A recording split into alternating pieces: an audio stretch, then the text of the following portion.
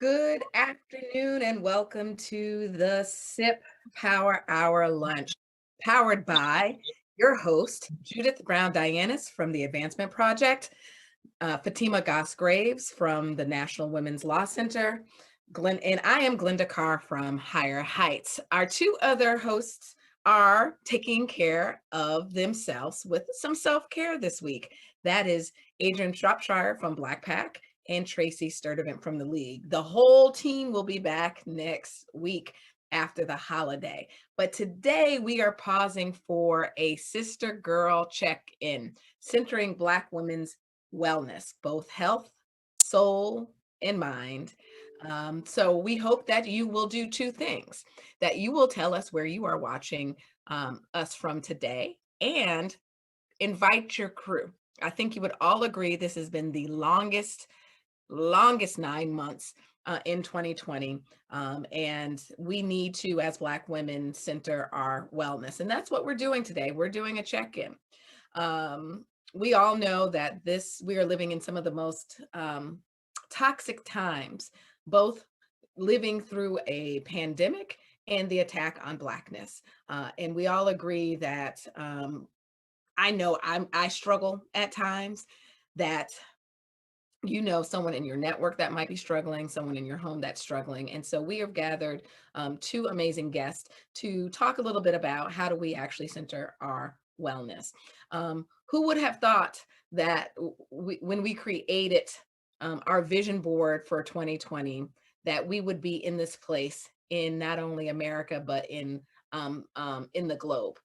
We are, as I said, 6 months into the global pandemic. We're entering the fourth like fight for civil rights and human rights and women's rights in our nation's history, and we've lost one of our superheroes over the weekend. We are juggling all kinds of trauma right now. It is inedible that it is important that the mental weight and stress of this moment, that we know that it is impacting our relationships, both romantic relationships, our relationships with our children and family. I know some of my folk are ready for their family members to move out during this global pandemic. And we are ensuring that our relationships with our tribe, our friends, and our work colleagues, that everyone is doing well. So at the end of the day, I think we would all agree that it is just too much. And that is exactly what we're going to do today. We're going to spend some time here in the SIP and checking in and say, hey, girl, are you okay? So share with us, are you okay? Judith, you okay? I'm not okay. It's and it's okay to not be okay. This has been a really hard several months. As I've talked before, I have a daughter who graduated this year, and trying to figure out the college scene has been really difficult. This past weekend with the death of Chadwick Boseman, and just kind of the story of Chadwick Boseman and what he was carrying while he was telling our stories and being our superhero. That was hard. I watched the ABC tribute to him. Ooh, that was hard to watch. And then, as you know, I'm a basketball fan, and losing Coach Thompson who just was a stalwart in men's basketball, who was the first African American to win an NCAA championship. That, seeing another one of our like icons pass away also was difficult, and want to give sympathy to his family also. So it's just hard. It is hard. And when you're also trying to like worry about November and all of that, and it's a lot for us to be carrying. But I will say this, the one thing that has been helping me is that connecting with family and friends that I never slowed down enough to connect with. And to be able to call them, to be able to spend time with them when I was away on vacation, socially distanced, of course, time together, was really important. And so I feel like it's slowed me down. It's also made me like pay more attention to my health, right? Like doing that walking, doing those, all those exercises has really been helpful, and taking my immune booster pills and all that kind of stuff. So, it's hard. As I'm gregarious too. So being in online with everybody when I want to be in person with y'all is really quite hard. So, Fatima, how about you? Because I know you also just like started back to school with children, and I just can't even imagine having two young ones and having to juggle it all. Yeah, the way I've been thinking about this period, it's like, how if you have sort of a low grade fever and you don't feel quite right for a long time, and it's not the point where you're like, oh, I gotta do something really serious, but it's just this, I don't feel quite right. And I feel like that's how things have been for a long time. And then there are these moments, whether it is this last weekend and feeling like one thing after another, and my kids are huge Black Panther fans. Like, it's hard for me to describe the level of love and appreciation and what it meant for my boys to sort of see that in the height of their superhero craze anyway, to sort of see a superhero like you. But then starting school this week, and I don't know how parents, and I will say mamas in particular in this country, are keeping it together. I mean, it is unlike anything you can imagine, where I think in the spring people thought, okay, I'll just make it through for a month or two. But I this is we're settling in to the idea that women in particular are parenting and homeschooling and still working, and it is not sustainable. It just isn't. It's not possible. It's not sustainable. And so I don't know. This is a time you may have seen online, like the mom groups are blowing up everywhere. The chat threads are blowing up. Like this, this sort of like low grade thing, I think that has been simmering, and probably simmering after a summer without care, is pulling people over the edge. It is for sure not sustainable. So, but in terms of the thing that has been keeping me, it really has been family and friend connections. And I've talked a little bit about how I have like this weekly call with my mom and my sisters and my mom's best friend and her daughter. And it has been, and it is kind of like the SIP. Because we talk about everything from, culture to what we've been reading to politics. It has been so much fun. And like we all deeply look forward to it. And we weren't doing it before. And I don't know if we didn't have this time, if we would be doing it now. And it is such a gift. So Glenda. So Yeah, and Glenda, I just want to say, I worry about you because you need a vacation. The rest of us are taking our vacations, and I want you to get some time off. True. well, for those who know me, I am the person that works all the time. So being quarantined in a space is a blessing because I'm not on a plane. So I'm in one place. I'm historically in two places and travel. And so usually the summer, as Judith knows, we all vacation at the same time. And so, I'm actually mourning the loss of summer. It's my favorite season. I love the beach. I didn't get to go to our happy place, although this weekend, we'll have to have a sidebar. You see the uptick of COVID in our happy place. Anyway, so I'm mourning the loss of summer because I didn't get to do any beach stuff. Hoping to do it this weekend, but it's not going to be that warm. I'm in the Northeast, and I'm mourning the loss of what will be my deck, which has been my happy place, right? So the notion is that we are going to have to go inside. There is the fear that we will be having to shut down even further in the fall and winter, and knowing that we're going to be confined to our houses and homes again, creates a sense of anxiety for me. I suffer from anxiety, and I think I'm good at it of doing handling it, which we will have a conversation in our next segment about that. But knowing that when you're isolated, I live alone. I'm quarantining alone, and so going out, I have a routine. And so this weekend I stepped out of my comfort zone for the routine, and that routine. Fatima, you talking to us? No. That I went to another grocery store in another community, and I was like, look at all these people. I'm like, get away from me. I'm going to go back to my local Piggly Wiggly that has 10 seniors that go to that Piggly Wiggly.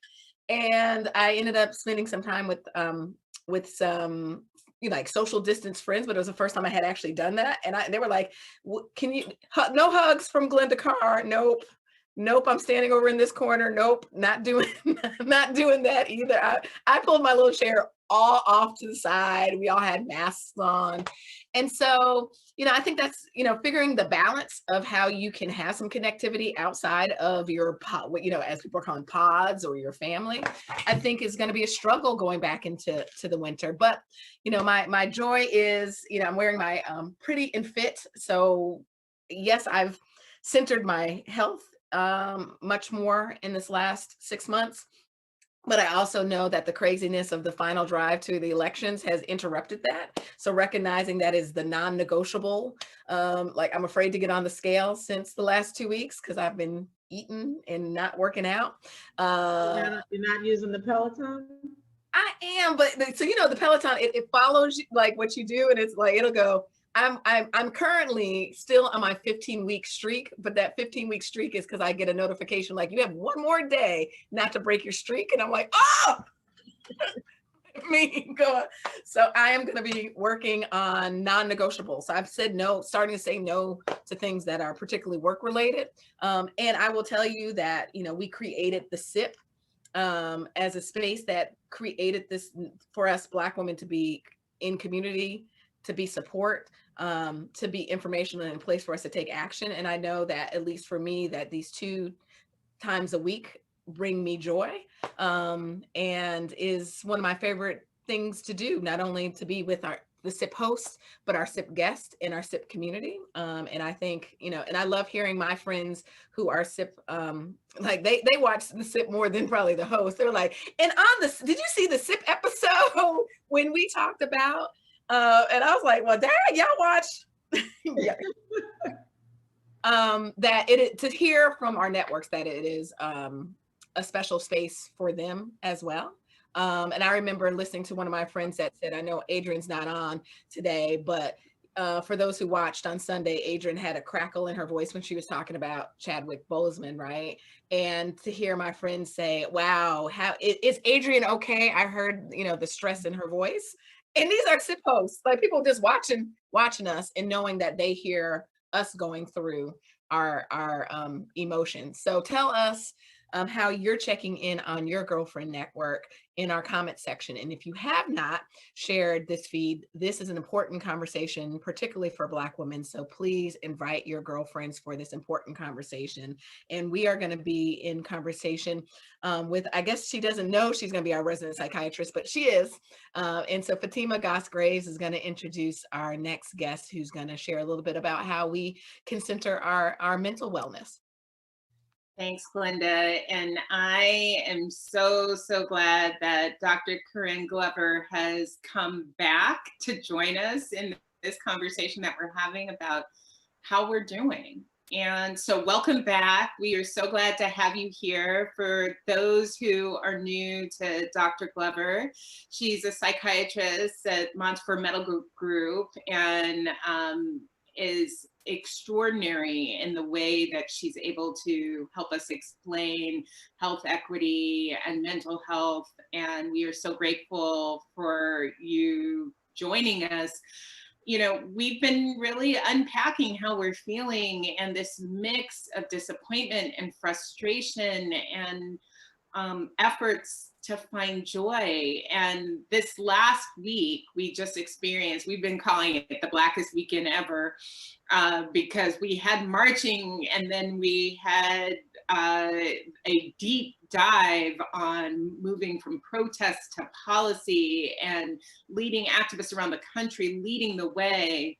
And then we also lost our superhero, we've lost friends and family, and it's feeling so deep. So it's been heavy.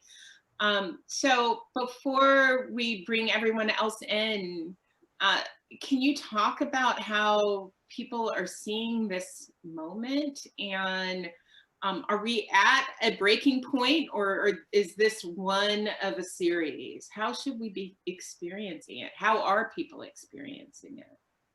So thank you so much for having me. I love being with you guys because it's a moment for reflection for me and a moment where I get to tap into your wisdom. I didn't tell you that the last time, that this is nourishing for me. So thank you for letting me be here. So one of the first things that I want to say, just to level set for everybody, and I think we know this on an intellectual level, but I want everybody to appreciate that this is an unprecedented time in our recent history.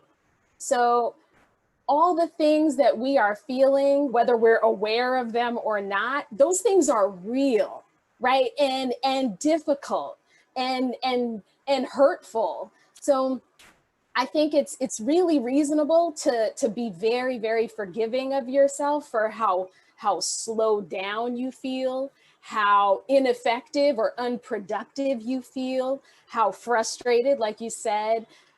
If you're having trouble with your sleep, goodness, sleep is pretty much the first thing to go for lots of people, right? Okay. So, and then also things around your changes with your mood or your appetite. Again, your appetite and your energy level, your ability to motivate, all of those things are immediately affected because we're going through a collective period of grief and trauma. So when, after the week of watching political pundits make their assertions and about communities and recognizing like, oh, I think I have some opinions about this. And then also recognizing that in some ways I was acquainted with my own sense of lack of power. And then Chadwick Boseman passed. I thought like, it's a wrap. I'm done. I'm cooked, right? And so when Monday morning came around and I had to go to clinic, and Tuesday morning came around and I had to go to clinic and see patients and take care of people, I was like, who else doesn't want to get out of bed? Anybody? So the conversations I had with my patients revolved around just basic stuff. How's your sleep? How's your appetite? And how are you taking care of yourself through this? Those are the conversations I've been having with loved ones and my patients. And it sounds like with yourself. That too, very much so. Yeah. Glenda, I think we can't hear you. So we talked about in the opening section, particularly my comments around going out and figuring out who I may or may not hang out with. Am I going to go on vacation? Am I going to go to the beach? There are, many of us have FOMO, right? We have been quarantined, sheltered in place, socially distancing since mid-March, and folk want to get out. I think some people want to get out thinking that the COVID-19 is gone, based on the way I'm looking at my Facebook feed. But how do we reconcile our need to socialize with the dangers of COVID still being present? People are, and how do we find joy in that, right? We are missing our friends. We are missing going out. We are missing our favorite restaurants and bars where many of us have not gone on vacation. And, Judith is going to talk a little bit about school, but, kids are going to school.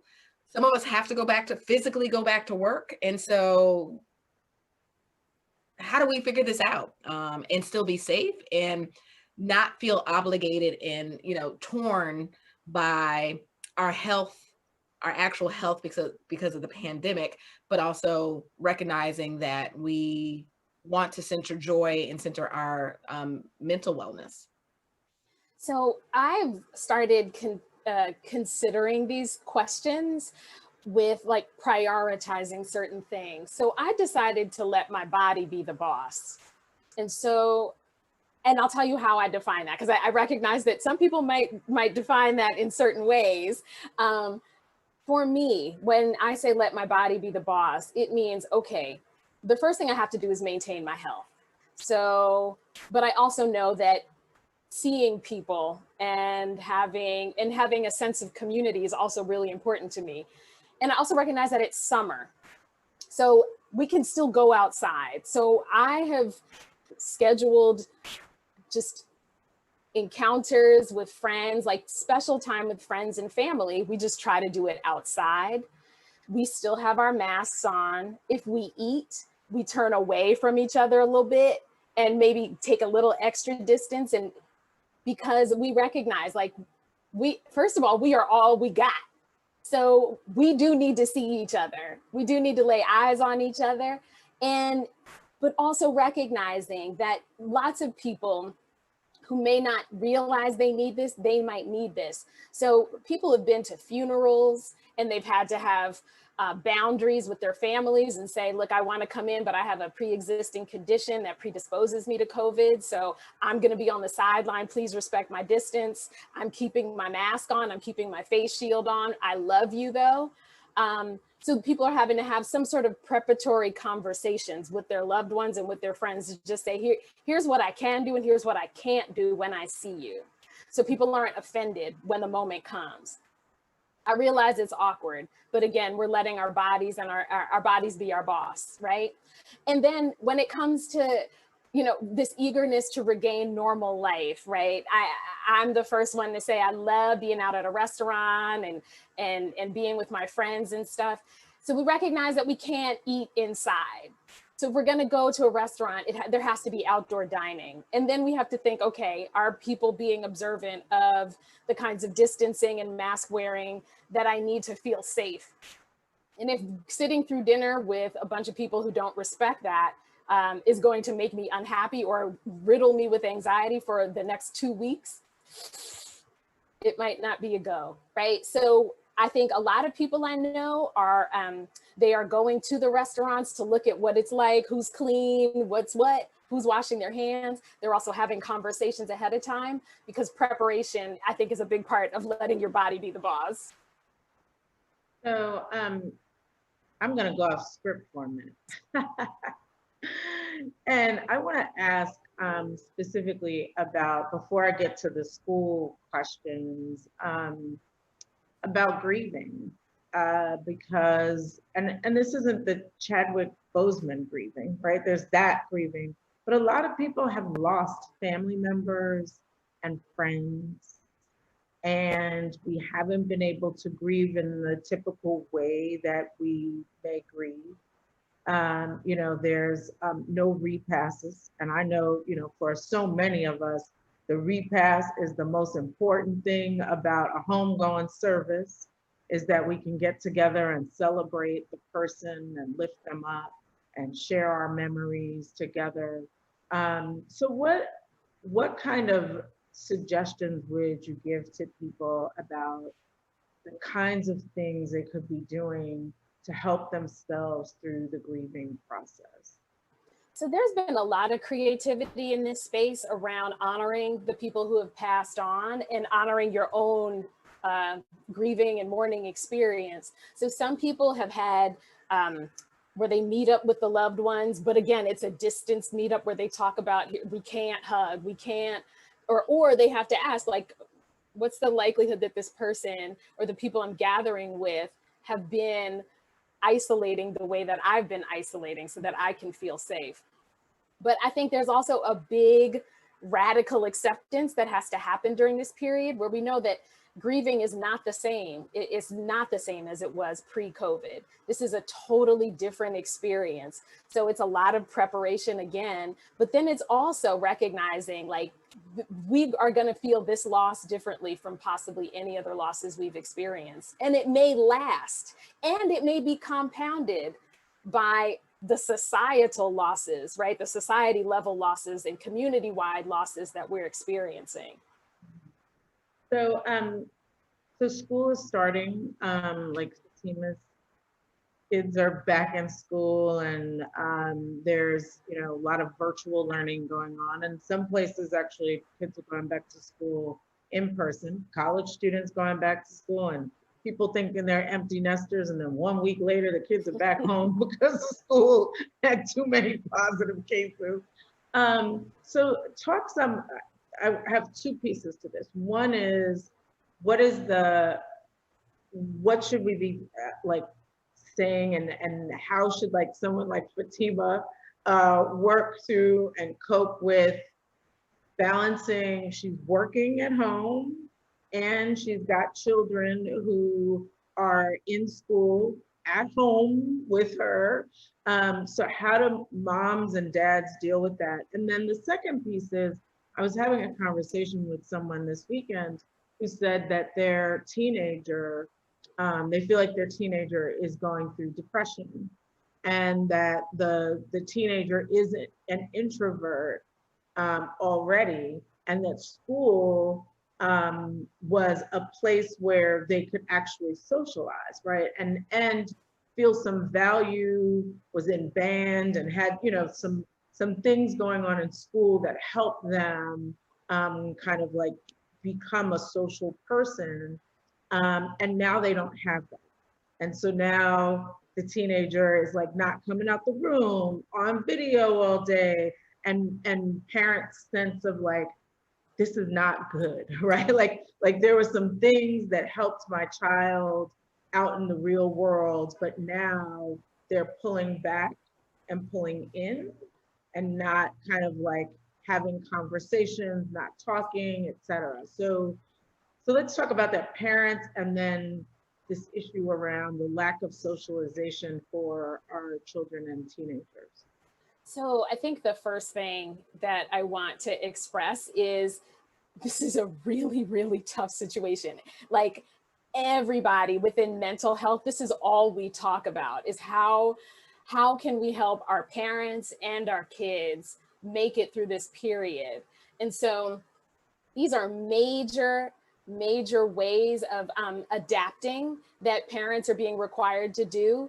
And so in the process of adapting, on top of that, you've still got to maintain your own sense of self and then demonstrate how to do that for your kids. So in addition to just keeping a job because you know that the economy is doing some funny things or will likely do some funny things, right?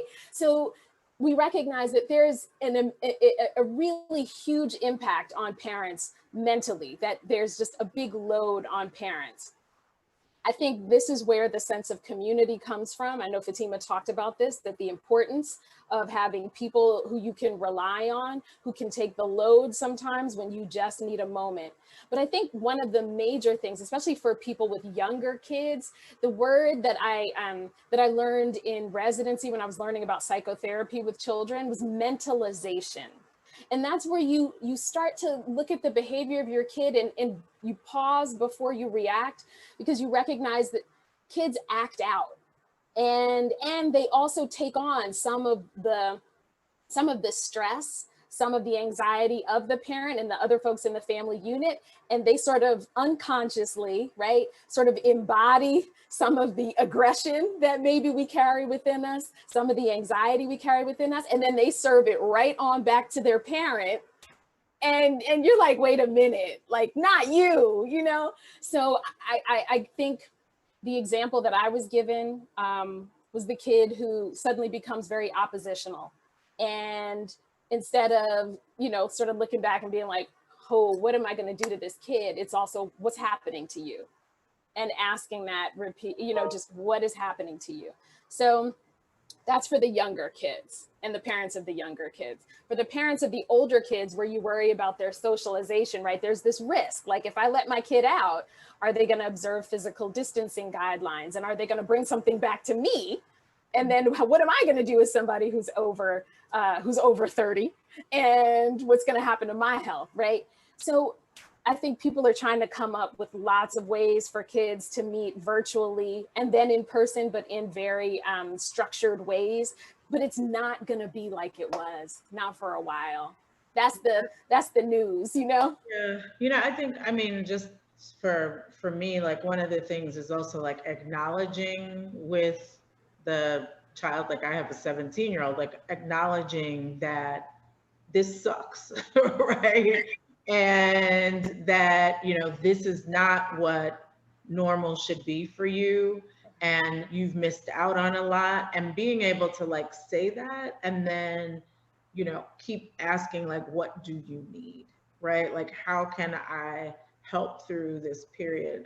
Because I think too often, especially if you're working, like, we're all like going at 100 miles an hour, and even in our homes, to continue to work, and we may forget that, you know, we know that we're going through a lot, but we may forget that the people around us, and like you said, are like going through a lot, and then bringing it back to us, and they're living off of like the energy that we may have. And so I think it's really important for us to all kind of slow down and acknowledge the people around us and what they too may be going through, and that when the acting out happens, I've noticed a lot of that with the 17-year-old. That's why I'm ready to pack her up and get her off to college. That we, you know, we slow down and say, hey, this is hard. Well, you know what's interesting, at the March on Washington on Friday, Martin Luther King Jr.'s granddaughter, Yolanda Denise King, did a fiery speech. You know, I've been talking about it since our last episode, but she said something that I think spoke to her generation. She's 12, and I think probably speaks for the little ones all the way to, you know, college students. She said that this moment that they've put their young lives on hold, right? And they're in this holding pattern that doesn't have, like what I read, like that she recognized that it's on hold. She also then made a charge, which is, we are the masters of selfies in TikTok. We now need to be masters of ourselves. So I do think there's something about these children like getting past this in a way that there are going to be some that actually thrive and excel because of this moment. And I think those that are literally going to struggle through this moment, and how do we actually talk through their ability to use this moment to recognize recognizing they're on hold, and then during that holding pattern, what could we do to sow into our young people in a way that they actually do excel beyond this? In so many ways, I was just going to say, this period is going to define them in so many ways. I mean, so it is how they get through this period, but what happens after. But to go a little bit to the parent part of this, I was with my family for a couple of weeks over the summer, and it occurred to me a couple days in that this was the first time that my husband and I had had care other than ourselves. Like, we had literally been in this foursome moving as a unit for 6 months. And I have been worried about parents having time to themselves, or really any people having like, you know, there's a lot of conversation about people who are isolated, but you know, moments to yourself. How are people creating that? Should we just sort of readjust and say, you don't need that, you can get that next year? That'll be a 2021 goal. I appreciate that question, because it has come up for me and some of my patients, that, and my friends and my colleagues, people are sort of like, how do I get the time to do these things that I like to do for myself? Depends on the age of the kids, but it's completely reasonable to want to have an hour here and there for yourself to just finish your own thoughts and even take stock of what this period is doing to you, right? So I think for lots of people, that's when they like take a bath, or they'll just say, I need to take a walk, so that they can leave their home, as long as somebody can, you know, be responsible for the kids and their safety, so they're not like out playing by the highway, right? But the idea is that like everybody needs a little bit of time. Some people try to compound it with their exercise regimen, or with even going to the grocery store, even though that can be sort of a stressful experience. But a lot of people are sitting in their cars, y'all. They just take them, you know, they just go sit in their car to gather their thoughts and practice mindfulness. You guys know that I'm a big fan of a good brief meditation to just reset and focus when, you know, things are really overwhelming. Yep, take a ride someplace. Going nowhere. Where you going? Nowhere. I'm just driving. I think a lot of people have embraced nature for that reason. A lot of people are going for walks and hikes because they want to tire out their kids, so that, right? And then also so that they can sleep better. And we know that humans are built for nature. So you take your allergy medication and head out, because, you know, we need sunlight for our own immunity, right? Our immune systems require vitamin D, we require sunlight, but then also exposure to nature has a regulating effect for your blood pressure. So what I would want to see at the end of this whole period is Black people with healthy blood pressure and healthy glucose metabolism, and of course, mental health. So nature, I think, is a big part of it. So the other thing that I know is that, you know, when my kids were in preschool, they used to have a teacher who used to talk about, well, you got to fill your bucket, you got to fill your cup. And, you know, doing wonderful things was how he encouraged young people to fill our cups. And for Black women in particular, I always have this image of us having an empty cup and running on it and being like, that's okay, we'll fill it up later. Like, how can we be checking in on each other and our sisters who, I mean, you know, Judith started out like, Linda, let's get that. They definitely think I'm the one that's like, she about to break. You know, how should we be checking in? Are there good ways to do it without being like that friend that nobody returns your texts because you're always checking in too hard? So I have a few ways that I've been recommending to people, and people have been suggesting to me. So some people respond better to phone calls over text. Some people will be on the phone call and say, you know what, I miss your face, let's FaceTime. Or let's schedule a Zoom with a few of us. So I did a Zoom with a friend who knows how to cook something that I don't know how to cook. So we did a cooking Zoom. I learned how to make Trinidadian curry chicken. Y'all, you can't say nothing to me, okay? Like authentic. You're like, yeah. Yes, look, I got it from the Trini mouth. You know what I'm saying? So I felt like it was a really good experience. There was some bonding over that. There may have been a little bit of rum involved, a little bit of dark liquor. I feel like our people invented dark liquor for times like this. They also invented the blues because of times like this. But I also think dance is really, really important. So there's a lot of data to show that when there's a period of grief and trauma, that dance really helps reset your body and send the message to your body on the way to your mind and your spirit, that there's a sense of well-being that can come back to you. So I don't know how you guys grew up, but I grew up with parents who after dinner, especially after a big meal, they would push the table back and they would put on Parliament Funkadelic. You know what I'm saying? Like the thing that, you know, the funk moves, but it also removes, you know? And so they would really like let that whole weird 70s Afro-futuristic, all of that wash over us. And that was just a period where you just had to be yourself. So I hope that we are finding space to dance with each other, with our kids, because it really does help us bring us back to ourselves. So first I want to say your parents were listening to Parliament. I'm like, for some of the people that are watching this clip, they're like, I owned that album. She's talking about her parents. I'm talking about myself. I also went to see them in concert. So during the good old days. So we might be closer in age than you think. So Dr. Glover. So the other thing is, you know, let's be real. We're not seeing an end in sight. And that means the holidays are coming. And Thanksgiving and Christmas and everything else. So how should we be preparing ourselves, you know, mentally and, you know, for a new kind of holiday?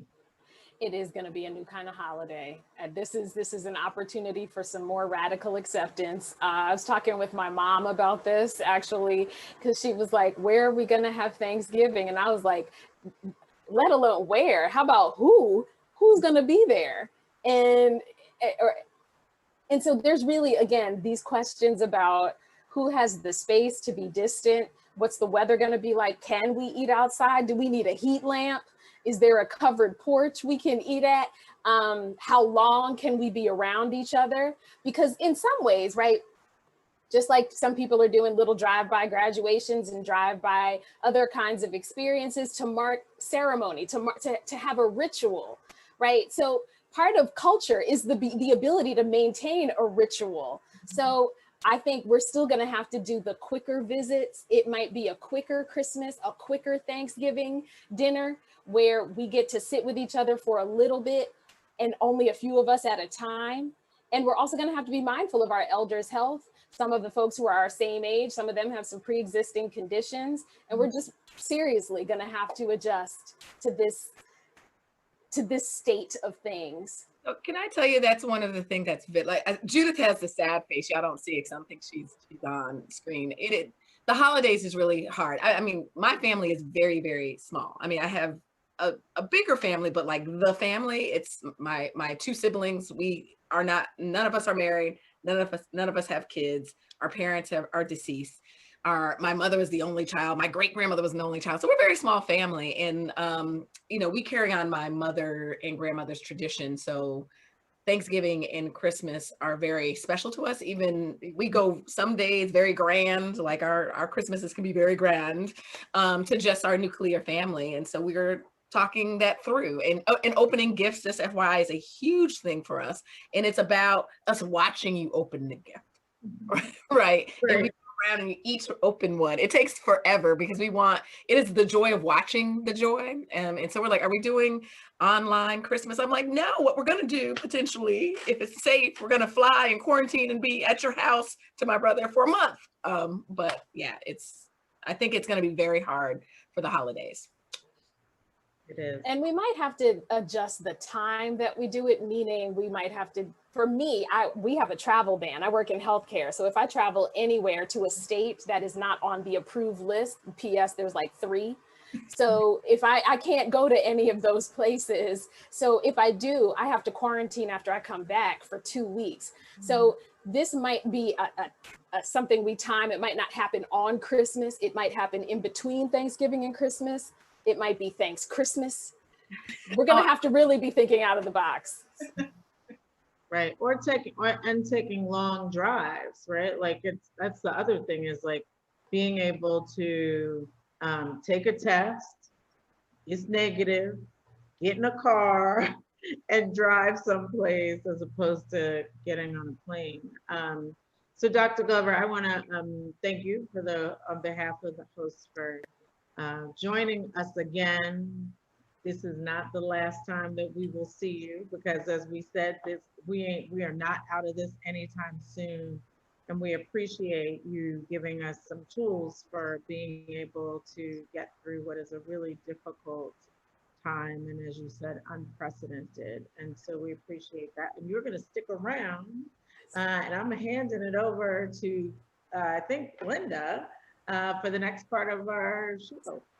Yeah. At first, I was like, "Oh, I'm getting ready to sit back." I was like, "Oh, I'm doing this next segment because Adrian's not here." So we are so excited to be joined by June Johnson, who is a chair yoga expert, and she's going to give us a chair yoga experience. For those who participated the last time in the comment section, let us know if you participated. I know many of my friends I shared with June actually are following her and are engaged in chair yoga. It was definitely an interesting experience because some of the SIP hosts couldn't keep their eyes closed with us experiencing this the first time, but thank you for joining us. She's back for the first time. She's a former prosecutor in Baltimore City. June took her first yoga class as a means of reducing workplace stress. As after a few classes, she realized she needed to get out of her head and reconnect with her spirit. It was then yoga became more than an exercise. It became a way to practice stillness and reconnect with her body, mind, and soul. So she learned, mastered, and is now teaching and is overjoyed to be able to teach afternoon. So June, welcome and thank you for coming back. Thank you so much for having me. I just appreciate being a part of the SIP community. I am so happy that we get to breathe together. That segment that we just did was very heavy for me because I didn't think about the holidays. I just thought it's gonna be fine. But you know, I have to breathe through that moment. And I think after everything is done, we'll never take for granted again our friendships, speaking and hugging one another, and fellowship. So if you are ready. No, I got a couple of questions for you first. Okay, see, I was gone, but they're going to be quick because I want to be able to spend some time. But one thing that has, I've obviously been reflecting on the death of Chadwick Boseman in particular, because he, looking back now, knowing, he was battling cancer, that you saw that he lived really a purposeful life and developed a purposeful journey. And, how did you go from practicing law to yoga and stepping into your purpose? Wonderful question. After I got my law degree, I felt a call, and I'm also an ordained minister. I went to Howard University Seminary. So from that, my purpose kind of began to unfold.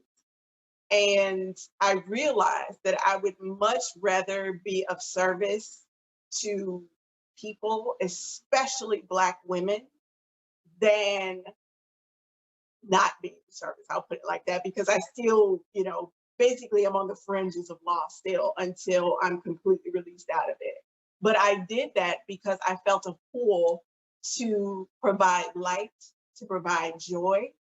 And what brings me joy, it's weird because what feeds me is feeding other people, is making sure that other people are able to take a breath, are able to take a moment. So once I completed my first yoga class, I was like, I gotta help other people feel this, because I don't want to be selfish in what I feel. And I felt lighter. I felt like, okay, let's get to the next thing. I felt a peace. And so that really helped me move out of law, because law is by its very nature, very adversarial. Like you have to go in like what? You can't go in like, hello, let's work together. Nobody wants that. So even if they say, well, we like to be mindful of this practice, if it starts to turn away from their side, mindfulness is over.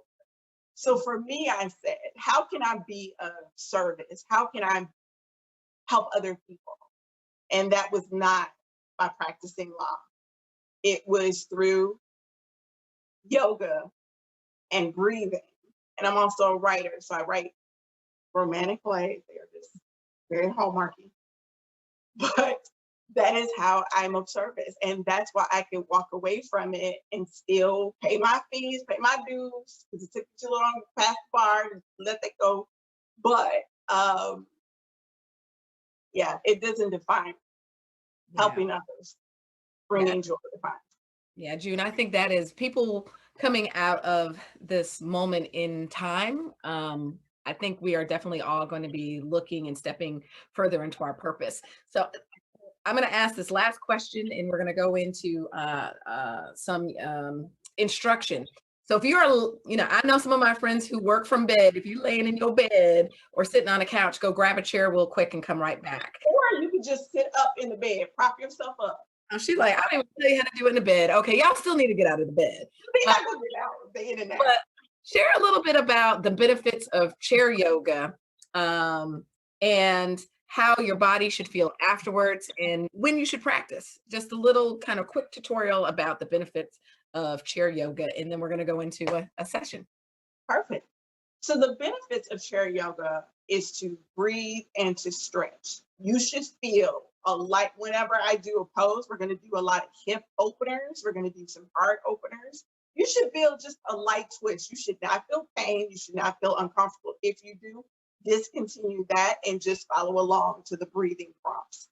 What chair yoga does, it first of all brings attention to your alignment. You should be sitting up straight.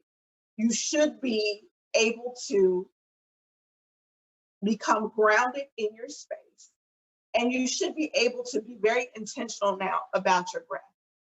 What that does is it breaks down the tension in your body, because that's where some of us are holding like this. And that is not good. Some of us, our stomachs are clenched, unclench that, not great. And some of us are hunched over a computer. You're here, not good either. So what you want to do is you want to lean back. If you have, first of all, please don't do this in a rolling chair. It is so difficult. If you have another chair, please use that, preferably with no arms. But you should feel your body relax, right? This is not heavy postures where we're doing, and we're not doing that. We're doing this to strengthen, you're going to strengthen your core a little bit, but mainly it's to get you out of your common alignment of just hunching over and not moving. And that's what chair yoga, that's the benefit of chair yoga, is to get you to move, get you to breathe, and to remember that movement feeds you, right? You're not supposed to be stiff like this for hours. No, move. It's okay. There you go, just a little bit. Just let's start. We're just gonna warm up just there. How does that feel? Yeah, just a little bit. And I think a lot of times if there you go, stretch. I think a lot of times if the exercise doesn't make us sweat, it doesn't make us like, oh, then you feel like you're not doing anything, but that's not true. You're doing something, you're moving and breathing, you're stretching your muscles here. Let me see that. That's a little light warm up. Good. The other side. Good. All right. Are you all ready? We are ready. We have about 5 minutes. That's all I need. Looks like I'm about to do a liturgical dance with Megan Day.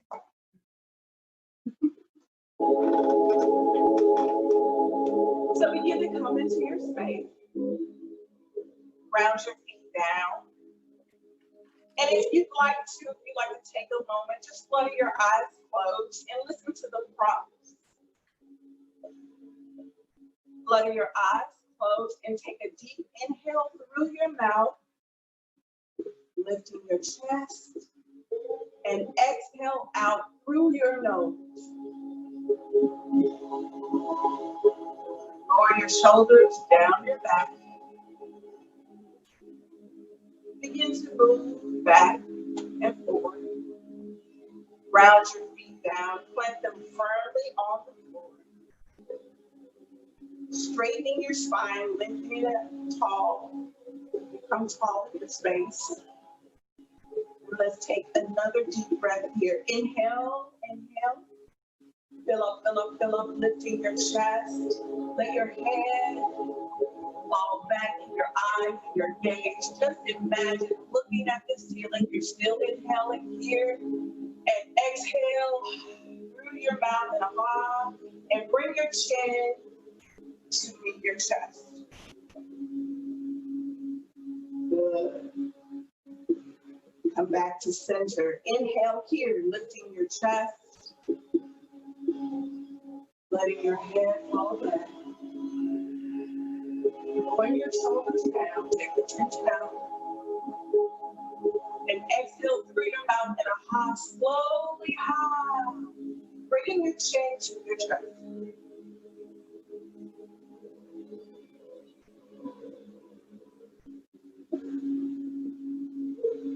One more time. Inhale through your nose. Inhale and hold it. Open your chest. Leaning your head back. Then exhale through your mouth. Let me hear that off. Letting your chin fall here.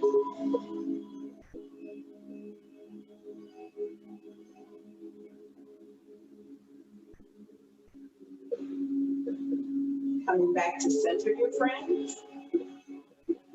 This time we're going to take our ankle and place it over our knee, creating a figure 4 here.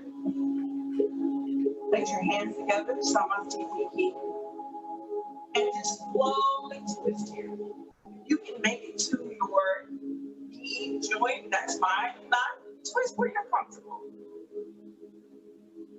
And release, breathing naturally, your friends. Now this time, release your hands, grab your foot, it's okay, and just bring your leg back. I heard a little crack. Okay. Breathing naturally. And release. And let your foot come softly to the opposite side. Here. And some parts of some of you. And we're twisting. Feel that twisting your lower back. So pinch into the twist. And release back to center, breathing naturally. Just lightly grasping our foot, our body is our friend, not our heel. And bringing your foot as far as you feel comfortable. Here.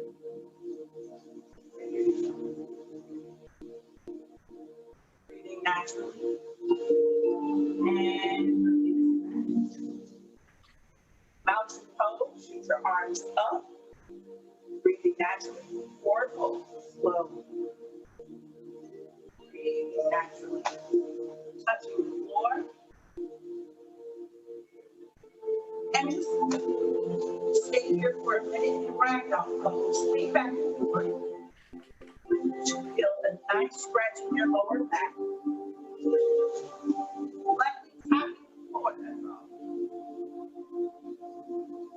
And we're back to center. Again, mountain pose, those arms up and forward fold. As far as you feel comfortable.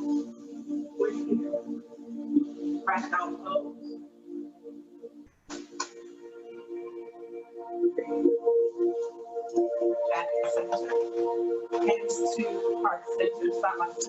me, let your eyes close for our last couple breaths, dear friend. Inhale through your nose. Exhale through your mouth. Release your tongue from the top of your mouth. Unclench your jaw. Relax your face. Inhale. 5, 4, 3, 2, 1. Exhale.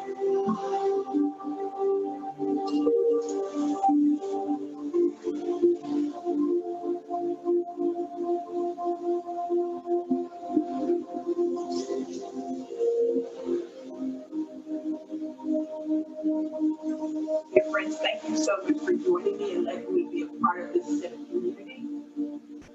And I send the blessing of peace among you, that it surpasses all understanding. Thank you for joining me. Namaste. Wow, that was exactly what I needed on this day. So thank you so much, June Johnson and Dr. Glover, for joining us, centering Black women's health and a sister girl check-in. So as always, love being with the community, love being with the SIP host, Judith Brown Dianis from the Advancement Project, Fatima Goss-Graves from the National Women's Law Center, and our two hosts who are taking some much needed self-care time, Adrian Shropshire from Black Pack, Tracy Sturdivant from the League, and I am Glenda Carr from Higher Heights.